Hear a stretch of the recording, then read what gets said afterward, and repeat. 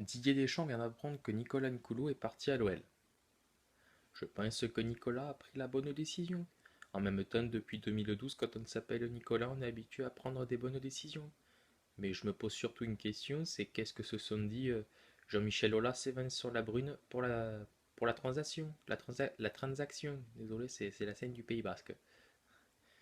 Connaissant Vincent et son club, il a dû passer sous la table pour arroser la transaction avec Jean-Michel. Mais je me demande aussi comment Olas a-t-il eu envie d'acheter Nicolas. Parce que Nicolas, j'ai failli l'avoir à l'OM.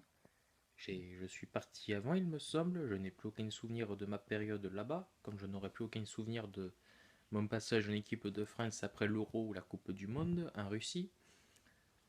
Mais je pense que la Brune, avec son club, n'a plus peur du ridicule.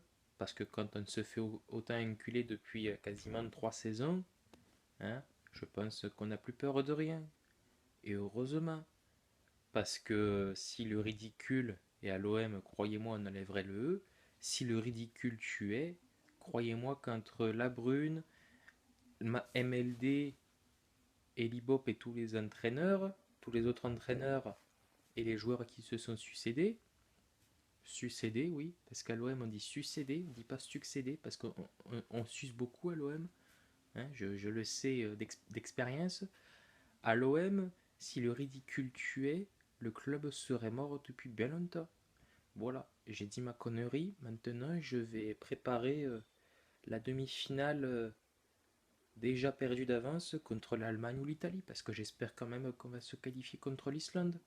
Parce que sinon, putain, si on était éliminé dimanche soir contre les Islandais, on en prendrait plein la gueule jusqu'à la Coupe du Monde et même après. Parce qu'après la Coupe du Monde, qu'est-ce qui se passe? Eh bien, il y a l'Euro en 2020. Et l'Euro en 2020, personne ne sait où est-ce que ça va se passer.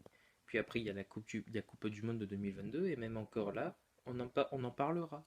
On dira, bah, la France, elle a été éliminée par l'Islande à l'Euro 2016 en demi-finale chez elle.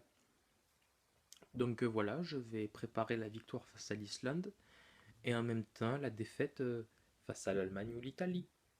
Bon courage à tous, bon courage Vincent, bon courage Jean-Michel, et quand même bon match face à l'Islande.